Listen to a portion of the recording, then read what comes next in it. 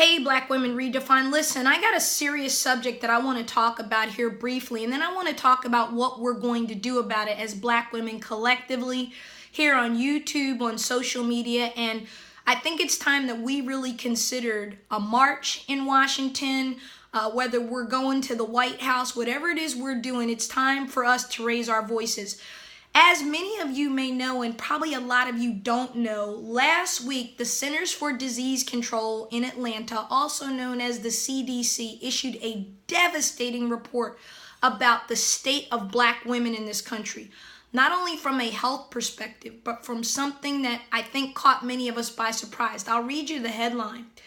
More Black women are killed in the U.S. than any other race, says the CDC. Now, just pause and reflect on that. More Black women are killed in the United States of America than any other race of women or men. That's from the Centers for Disease Control. Don't take my word for it. Look the article up, read it. You can download the report. It's devastating. But what's more devastating about this report, and it fits into many of the things that women have been fighting here on YouTube, particularly Black women, over the last decade, because it gets back to domestic violence, stalking, murder, abuse, and harassment. This is coming from the Centers for Disease Control in Atlanta. I'm going to read you a little bit of the data. And they looked at data from 18 states that included 10,000 female homicides committed between the years 2003 and 2014.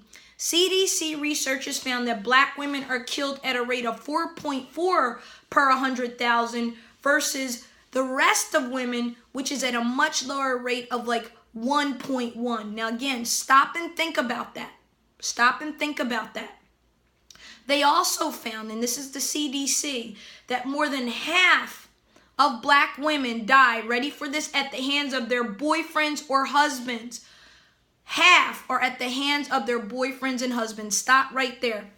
You know, we can get on YouTube and, we can tease each other and we can go back and forth, and people are entitled to their opinions. But this is not a joke. This is very serious. When Black women are dying at the hands of their Black husbands and their Black boyfriends, and that's right, that's the data. It's not their white husbands, it's not their Native American husbands, it's not their Latino husbands or Asian husbands.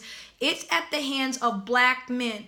Black women are dying, being murdered, beat and abused at the hands of Black boyfriends and husbands. Brothers, listen to me.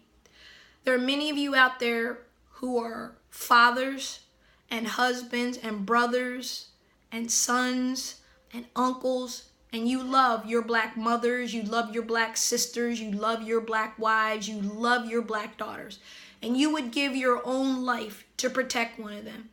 That's as it should be. That's what a man does. But I think the time has come for us to really, again, have a very serious dialogue about this, because it's not a joke. It's not funny.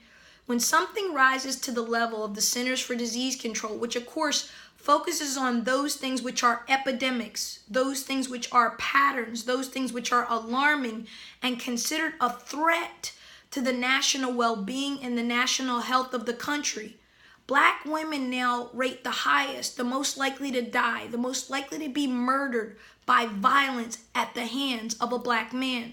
So again, say what you will here on YouTube.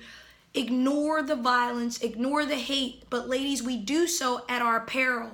We do so at the threat of our very existence and that of our daughters and of our granddaughters and our nieces.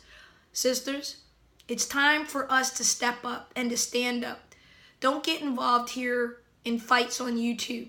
Don't get involved in fights on social media. It's time for us to do something. I don't know if it's a letter writing campaign. I don't know if it's a social media campaign.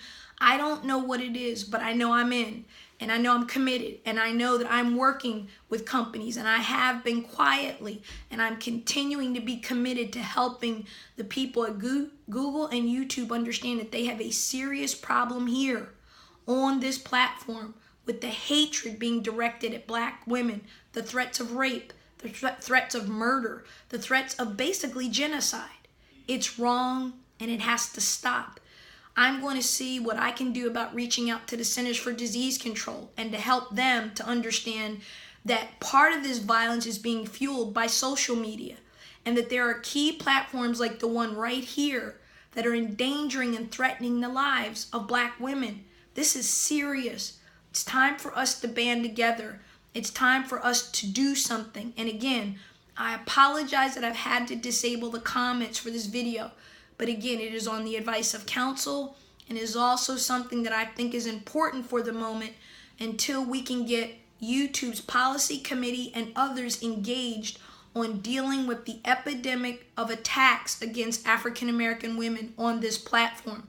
There's always more than one way to skin a cat. What we will not do, sisters, is accomplish anything by fighting with these men, by cursing back at them, by threatening them when they threaten us. That's not going to change anything. The only way we're going to change something is by doing something. And I'm calling on all of us right now, starting with me, to raise your voice, to raise your pen, to get with your sororities, to get with the links, to get with the organizations we're all a part of, to get with your community, to reach out and make our voices heard. I need your email so that I can communicate with you, not spam you, not try to sell you something, but I need to be able to communicate with you off of YouTube so that we can do so in a way that's confidential and share information and tell you how to get involved. Go on to the platform here, go to blackwomanredefined.org, blackwomanredefined.org, and let us get your email so that we can get you on the list, so that we can tell you what we're doing, so that we can help you get engaged. You can't put everything in public, because then those who don't mean you well and those who want to do you harm can see what you're trying to do. That's not how we're going to win this. I'm in. I've always been in. I've had organizations dedicated to the health and wellness of Black women since I started I Am My Sister's Keeper way back in the 90s. Yes, that was me. That was my organization. Many of you have heard of it. I sold the brand to someone else and then started other platforms like Black Woman Redefined. So I've been in this game for 20 plus years, trying to protect and respect and honor Black women's lives, whether it was when I was a young lawyer or whether it was when I was in corporate, at the chamber, or working in government. I have been a vocal and visible voice for Black women because the stakes are too high. I have 2 young nieces who I want to have a good life, a safe life, a better life, and I want them to feel safe, and I want them to feel honored and loved and protected, not menaced, threatened, and harassed. Sisters, I need your help. We have to band together and we have to help each other. This is a very serious crisis. Brothers, those of you who see this for what it is, those of you who have daughters, sisters, aunts, mothers, cousins, and who want to protect them, you are welcome. We need you to raise your voices. It's important that men police other men when they commit bad behavior. We can't do it by ourselves. We need you too. And I know many of you care because I get your emails, I get your inboxes, I get your direct messages on Twitter. Wherever you can find me, you let me know that you're disgusted and appalled by what you've seen as much as I am and as much as thousands of other Black women are. Listen, I said this before and I'll say it again. Our ancestors didn't do this. They didn't have the luxury. Black men and Black women attacking each other. Black men attacking their women, the very women who have loved, nurtured, and cared for them from the beginning of their lives through the end of their lives. There is no more loyal group than African American women. We've proven it time and time again with our blood, our sweat, and our tears, and our loyalty. But when that loyalty begins to cost us our lives, when we're getting murdered and killed by the very men that we pledge to love, our boyfriends and our husbands, something's wrong, and it's time for us to take care of us. Sisters, things have to change. If someone is beating you, it's not normal. If someone is threatening your life, or if your life is in danger, there is help. You can get help. There are hotlines. You can go to the police.